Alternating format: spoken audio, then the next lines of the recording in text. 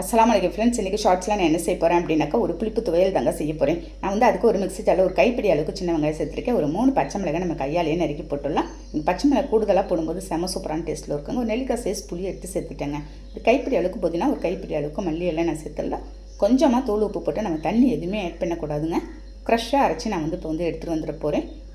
நீங்கள் ரொம்ப மையாக அரைக்காத க்ரஷ்ஷாக இந்த மாதிரி அரைச்சி சாப்பாட்டோடு போட்டு சாப்பிடும்போது செம சூப்பராக இருக்குங்க. குழம்புலாம் இல்லாத சமயத்தில் உடனே ஒரு 10 நிமிஷத்தில் இன்ஸ்டண்ட்டாக நீங்கள் வந்து செஞ்சிடலாம்.